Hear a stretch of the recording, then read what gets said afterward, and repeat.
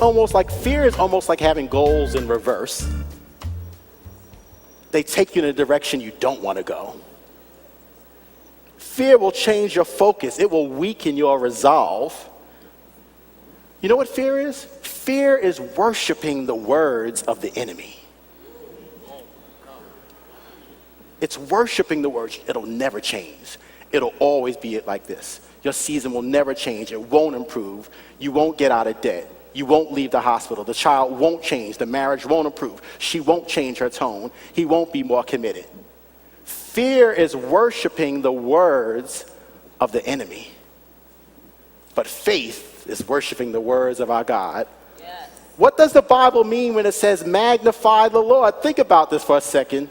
You don't have to be a rocket science to realize you can't magnify somebody who's omnipresent because they're every place at all time. So when it says magnify the Lord, it's not telling you to make God bigger. It's telling you to make God bigger in your situation. Make him bigger in your job. Make him bigger in your marriage. Make him bigger in your assignment. You can't make God physically bigger, but you can make him bigger in your circumstance by worshiping his words, focusing on what he has to say, remembering that John 8:44 tells us that Satan is the father of lies. Everything he says is false. If he tells you something, if he tells you you won't make it, you ought to get excited.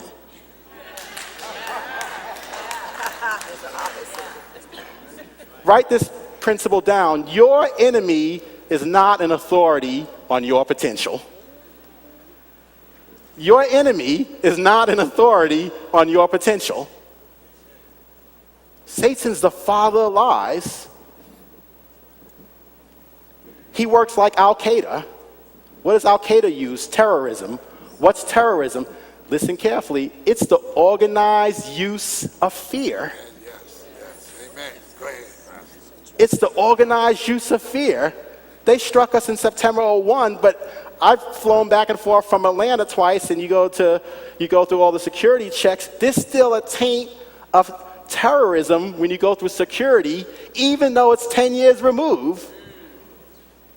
That shows you how powerful fear can be. He wants to terrorize you, the organized use of fear.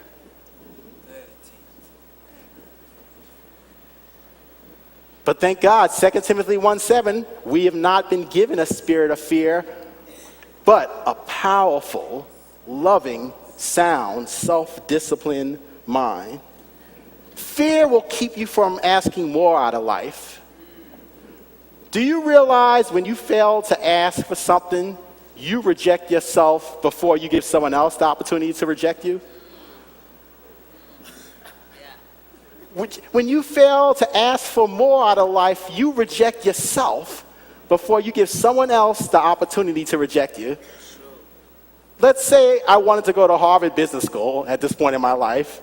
I don't, but let's say I did. If I fail to apply, I've already rejected myself before I've given the admissions board a chance to reject me. Amen. Why? Simply because I was afraid to ask. Fear keeps you from asking more out of life.